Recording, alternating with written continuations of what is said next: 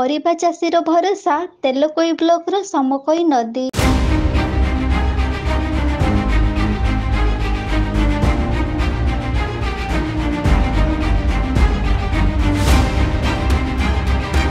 କେନ୍ଦୁଝର ଜିଲ୍ଲା ତେଲକୋଇ ବ୍ଲକ ଏକ ପାହାଡ଼ିଆ ଅଞ୍ଚଳ। ଏହି ଆଦିବାସୀ ବହୁଳ ବ୍ଲକରେ ଅନ୍ତର୍ଭୁକ୍ତ ଥିବା ଏହି ତେଲକୋଇ ବ୍ଲକର ଜନସାଧାରଣ ବିଶେଷ କରି ଚାଷ ଉପରେ ନିର୍ଭର କରି ପରିବାର ପ୍ରତିପୋଷଣ କରିଥାନ୍ତି। ଆଉ ପନିପରିବା ଚାଷ ଉପରେ ଏ ଅଞ୍ଚଳବାସୀ ଅଧିକ ଗୁରୁତ୍ୱ ଦେଇଥାନ୍ତି। ପନିପରିବା ଚାଷ ପାଇଁ ପ୍ରତ୍ୟେକ ଚାଷୀ ଏ ଅଞ୍ଚଳରେ ବହିଯାଉଥିବା ସମକୋଇ ପାହାଡ଼ିଆ ନଦୀ ଉପରେ ଭରସା କରିଥାନ୍ତି।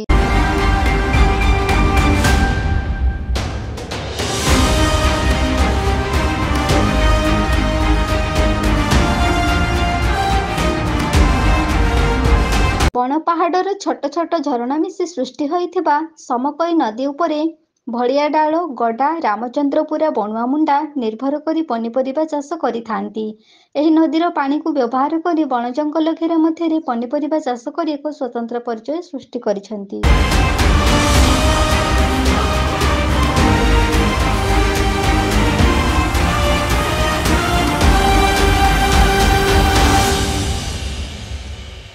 ଗ୍ରୀଷ୍ମର ତୀକ୍ଷ୍ଣ ଉତ୍ତାପରେ ସମକୋଇ ନଦୀ ଧୀରେ ଧୀରେ ଜଳଶୂନ୍ୟ ହେବାକୁ ଯାଉଥିବା ବେଳେ କାଳବୈଶାଖୀର ପ୍ରଭାବର ବର୍ଷାରେ ଅଳ୍ପକେ ପରିବା ଚାଷୀ କ୍ଷୟକ୍ଷତିରୁ ବଞ୍ଚିତ ହୋଇଯାଇଛନ୍ତି।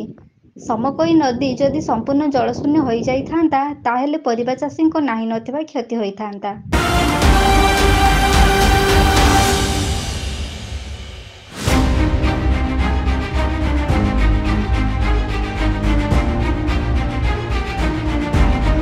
କାଳବୈଶାଖୀର ବର୍ଷାରେ ସମକୋଇ ନଦୀ ବହି ଆସୁଥିବା ଯୋଗୁଁ ପରିବା ଚାଷୀଙ୍କ ମନ ମଧ୍ୟ ଖୁସିରେ ପୂରି ଉଠିଛି। ଏବେ ପରିବା କ୍ଷେତରେ ପନିପରିବା ହସି ଉଠୁଛି। ସମକୋଇ ନଦୀ ଉପରେ ନିର୍ଭର କରୁଥିବା ପରିବା ଚାଷୀ ଏବେ ଆଶ୍ୱସ୍ତି ଅନୁଭବ କରୁଛନ୍ତି। ବର୍ଷା ନ ହୋଇ ଆଉ କିଛି ଦିନ ଡହଡହ ଖରା ରହିଥିଲେ ସମକୋଇ ନଦୀର ପାଣି ଶୁଖି ଯାଇଥିଲେ ପରିବା ଚାଷୀଙ୍କ ଦୁର୍ଦ୍ଦଶା ବଢ଼ି ଯାଇଥାନ୍ତା, ଏଥିରେ ସନ୍ଦେହ ନାହିଁ।